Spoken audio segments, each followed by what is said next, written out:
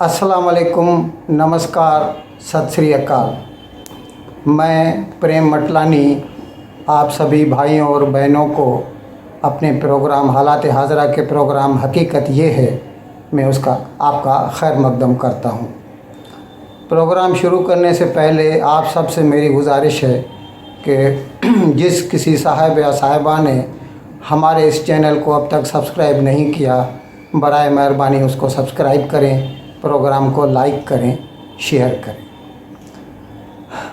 आज पीर है, कल इतवार था। इतवार के रोज़ national assembly, Pakistan national assembly के सेक्रेटरीट में नए वज़ीर आज़म के इंतखाब के लिए जनाब शहबाज शरीफ, जो मुत्तहदा अपोजिशन थी पहले, और पीटीआई वालों की तरफ से जनाब शाह महमूद कुरैशी ने नॉमिनेशन फॉर्म भरे, जमा कराए।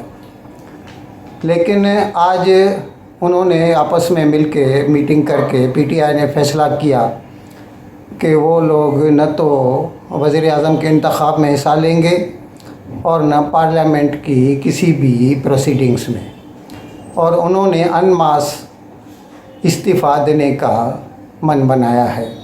ये अलग बात है कि अभी तक उन्होंने अपने इस्तीफ़ा एक भी मेंबर ने, बशमूल जनाब इमरान ख़ान, एक भी मेंबर ने असेंबली के सेक्रेटरीट में अपने इस्तीफ़ा जमा नहीं कराए।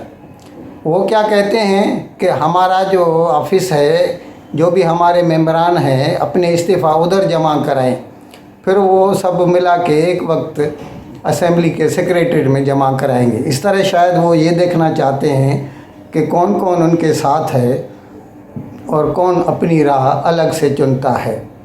ये वक्त बताएगा, लेकिन फ़िलहाल तो उन्होंने ये मन बनाया है कि वो न तो प्रोसीडिंग्स में हिस्सा लेंगे पार्लियामेंट के और न इलेक्शन में।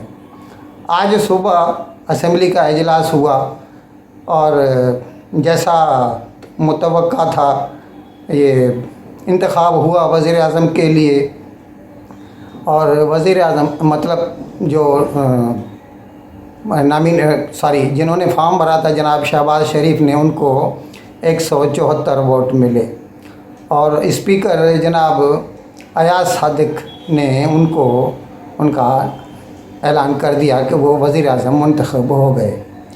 बाद में उन्होंने छोटा सा एक भाषण दिया, तकरीर की।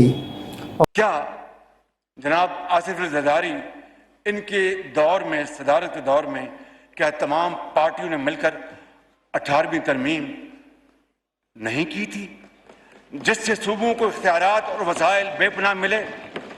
क्या हमने मिलकर मुतफ़क्का तौर पर NFC अवार्ड नहीं दिया था, जो आज तक भी स्टे ऑर्डर पर चल रहा है? इनको तौफीक नहीं हुई कि NFC अवार्ड जो है नया, वो कौम के सामने ले आते। क्यों? जज्बा नहीं था इत्तेहाद का, मिल बैठने का, रूखी सूखी खाने का, और गिले गुजारे करके हर एक का इंसाफ के साथ हक देने का। अगर ये जज्बा होता, सादक जज्बा होता, तो नया NFC अवार्ड आया होता। तो ये नया जो last NFC award was drawn in 2010 इन 2010 में हुआ, जो आज तक चला आ रहा है। तो क्या ये चीज़ अगर हुई तो आज जो तमाम मुश्किलात हैं उसके बावजूद हम आगे नहीं चल सकते? शहबाज शरीफ ने कहा कि जो इमरान ख़ान ने वो लहरा लहरा कर ख़त दिखाया था जलसे में, फिर अपनी जो आखिरी उनका खिताब था कौम के नाम, उसमें भी उसका ज़िक्र किया था, और बाद में उस वक्त के डिप्टी स्पीकर ने, जो कि अभी इस्तीफ़ा दे चुके हैं, कासिम सूरी डिप्टी स्पीकर और स्पीकर असद कैसर, दोनों इस्तीफ़ा दे चुके हैं नेशनल असम्बली से। तो उन्होंने, कासिम सूरी ने भी जिस ख़त का ज़िक्र किया था, इसके लिए जनाब शहबाज शरीफ ने कहा कि पार्लियामेंट की जो नेशनल सिक्योरिटी कमेटी है वो इन कैमरा इसकी प्रोब करेगी, इसकी जांच करेगी, और उसमें आर्म्ड फोर्सेस के भी जो अरकान हैं वो आएंगे और सभी लोग मिलके बैठेंगे। और अगर इस बात का पक्की बात हो गई कि ये साजिश थी तो उन्होंने ये वादा किया कि वो उसी वक्त वज़ीर आज़म की कुर्सी से इस्तीफ़ा दे देंगे। उन्होंने कई फलाही इक़दामात का भी ज़िक्र किया। उन्होंने कहा कि रमज़ान का महीना है और भले ही कुछ रोज़ गुज़र चुके हैं, लेकिन बाकी जितने भी हैं उसके लिए हम अपने आवाम को सस्ता आटा फराहम करेंगे। उन्होंने जिन साहिबान की तनख्वाह 1 लाख या उससे कम है उनके लिए 10% इजाफे का भी अनाउंसमेंट किया, पेंशनर्स के लिए भी और तनख्वाह गुज़ार के लिए भी, जिनकी भी 1 लाख या 1 लाख से कम है। मिनिमम इनकम, कम से कम उजरत का उन्होंने अनाउंसमेंट किया कि 25,000 रहेगी। अभी जनाब इमरान खान वो इस बात पे बज़िद हैं कि वो इस हुकूमत को चलने नहीं देंगे। इसके लिए उन्होंने पहला कदम ये लिया है कि सबको इस्तीफ़ा देना, अपने जो उनके नेशनल असेंबली के मेंबरान हैं पीटीआई के, उनसे इस्तीफ़ा दिलवा रहे हैं। लेकिन ये कोई इतनी बड़ी बात नहीं है। पाकिस्तान इलेक्शन कमीशन जो है वो इस दौरान उसके लिए ज़मनी इंतखाबात कर सकती है, कोई ऐसी बड़ी बात नहीं। और वैसे भी बाकी 13-14 महीने तो रह गए। अगले साल 23 के अगस्त में नई हुकूमत आ जाएगी और उससे 3 महीना पहले वैसे भी जैसे कॉन्स्टिट्यूशन की रिक्वायरमेंट है कि कायम मुकाम वज़ीर आज़म होता है, तो बाकी तो 1 साल ही बचा है। और वैसे भी इलेक्शन कमीशन ऑफ पाकिस्तान ने पहले भी कहा था, जिस दिन सुप्रीम कोर्ट में ये अपना जो कासिम सूरी की जो रूलिंग थी उसके ऊपर जो रिट थी उसमें जो आर्ग्यूमेंट्स हो रहे थे, तो उसमें इलेक्शन कमीशन ऑफ पाकिस्तान ने यही कहा था कि कम से कम 7-8 महीने तो लगेंगे, क्योंकि डिलिमिटेशन का प्रोसेस चालू है और उसमें वक्त लगेगा। फाटा का एरिया या जो सरहद सूबे के कुछ इलाके हैं उनको पाकिस्तान में ज़म कर लिया गया है, तो उसकी वजह से 342 नहीं 6-7 सीट कम पड़ेंगी। तो जब तक नई डिलिमिटेशन नहीं होती तब तक हम इंतखाब नहीं।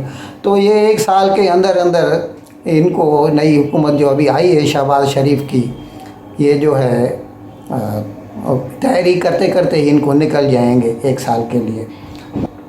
अच्छा, इमरान खान के जाने से उनके जो वफ़ादार साथी हैं या जिनको डर लगता है कि नई हुकूमत शायद उनके ख़िलाफ़ कदम उठाए या उनको हटा भी दे, तो खैबर पख्तूनख्वा के जो गवर्नर साहब हैं, क्या नाम है उनका, शाह फरमान, और सिंध के गवर्नर जनाब इमरान इस्माइल, उन्होंने इस्तीफ़ा दे दिए अपनी अपनी गवर्नरशिप से।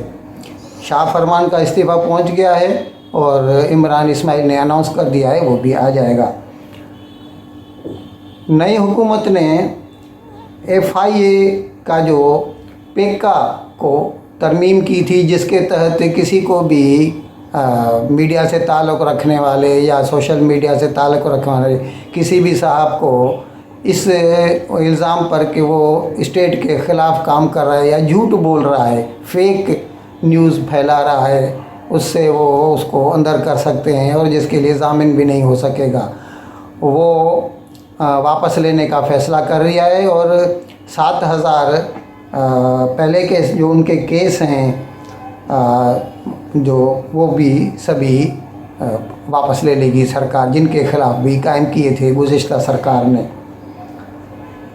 पाकिस्तान में ये अपने नाज़रीन को बताते चले हम लोग कि कुछ 325 साल हज़रत ईसा से पहले क़िबल मसीह जब चंद्रगुप्त मौर्य की हिंदुस्तान में हुकूमत थी, पाटलिपुत्र उसका दारुल हुकूमत था, उस वक्त उसका जो उस्ताद था उसका नाम था कौटिल्य चाणक्य। वो कौटिल्य चाणक्य ने एक किताब लिखी थी पॉलिटिक्स के लिए जिसका नाम था अर्थशास्त्र, संस्कृत में लिखी हुई थी। अब पाकिस्तान में एक साहब हैं जिन्होंने इसको उर्दू में इसका तर्जुमा किया है। शायद वो चाहते हैं कि ये पाकिस्तान में इमरान खान जैसे लोग जिनको सियासत की ABC भी नहीं आती, ये अलग बात है कि करिश्मा की वजह से हाईएस्ट पोस्ट तक पहुंच जाते हैं, लेकिन उन्हें जो बेसिक रिक्वायरमेंट्स हैं सियासत के, उनसे उनका मतलब मुतारिफ़ होना बहुत ज़रूरी है।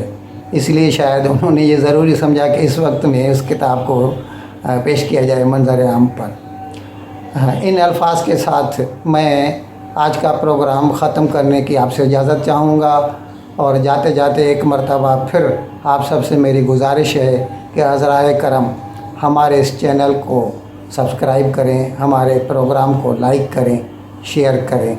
बहुत बहुत शुक्रिया। खुदा हाफ़िज़।